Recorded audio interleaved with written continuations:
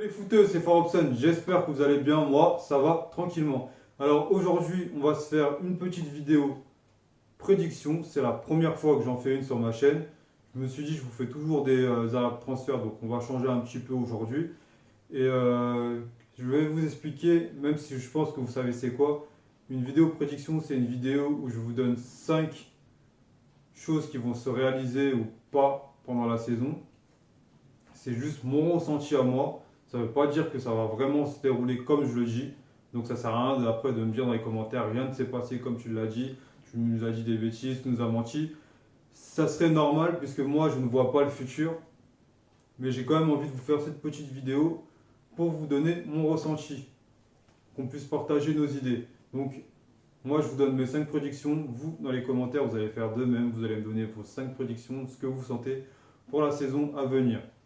Et quand je dis pour la saison à venir, ça veut dire que c'est la saison 2019-2020, mais ça englobe aussi l'Euro 2020. D'accord? Donc, à vos petits doigts, sur vos claviers, et donnez-moi vos réponses. Là, allez, on commence avec ma première prédiction. Ma première prédiction, c'est que Mbappé va marquer 35 buts en Ligue 1 cette saison. Ouais, je sais, j'ai mis la barre super haute. Mais je me dis un truc tout con. La saison dernière, Mbappé, il a marché sur l'eau, mais il a loupé quand même pas mal de matchs. Il a fini avec 32, 33 buts, hein, d'ailleurs du genre. Donc je me dis, pourquoi pas cette saison marcher sur l'eau encore une fois, et marcher sur la Ligue 1 par la même occasion, et mais louper beaucoup moins de matchs et dépasser la barre des 35 buts. C'est tout à fait possible, tout en sachant que Mbappé, c'est un joueur qui se challenge énormément, qui veut toujours faire mieux. La saison dernière, il a marqué plus de 30 buts. Cette saison, c'est sûr et certain qu'il va essayer de marquer encore plus qu'il a marqué la saison dernière. Donc, Mbappé dépasse la barre des 35 buts. C'est ma première prédiction. Deuxième prédiction. Putain, j'ai l'impression d'être passe-partout quand je fais ça. Deuxième prédiction.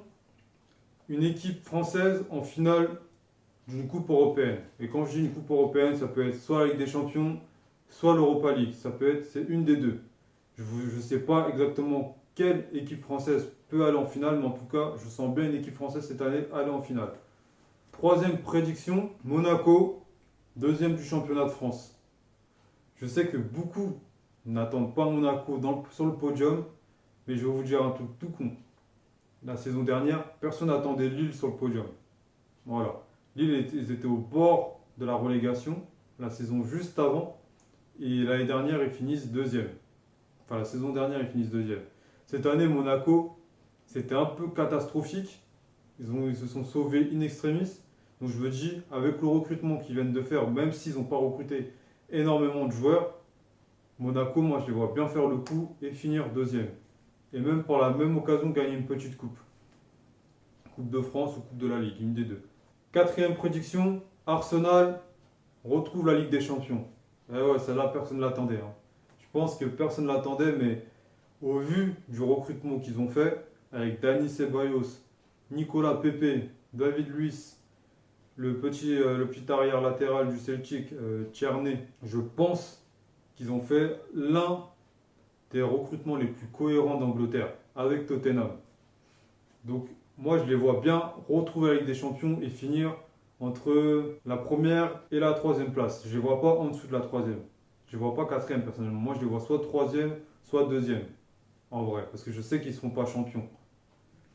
Donc Arsenal retrouve la Ligue des Champions, moi j'y crois fortement. Et la dernière et pas la moindre prédiction, c'est la France championne d'Europe en battant les Pays-Bas en finale. Ah ouais, là c'est précis les gars, là c'est précis. Je suis obligé. La France championne d'Europe. Pourquoi la France, je la vois championne d'Europe? Tout simplement parce que déjà elle est championne du monde pour commencer. Les joueurs qui sont en place, ils ont pris encore plus de maturité.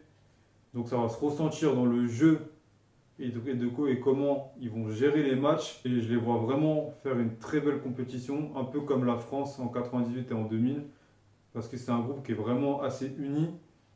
Il y a peut-être un ou deux joueurs qui vont sauter, mais ça sera un ou deux autres joueurs qui vont venir et qui vont les remplacer en qualité. Quand je pense à un Tanguy Ndombele par exemple, Je me dis que ce joueur-là, en équipe de France, à l'Euro, il peut faire très très mal. Surtout que là, il est parti en Angleterre. Il va forcément passer un palier. Pour moi, c'est sûr et certain. Déjà qu'il contrôle déjà un milieu de terrain à lui tout seul. Imaginez-le en Angleterre, cette saison, comment il va faire. Ça va être un monstre. Et je pense que ça va apporter beaucoup à l'équipe de France. Donc moi, je vois la France championne d'Europe, mais pas que pour les raisons que je vous ai données. Ensuite, pourquoi les Pays-Bas en face?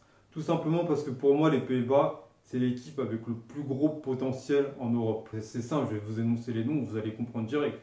En défense, ils ont Virgil de Van Dijk, ils ont De Ligt.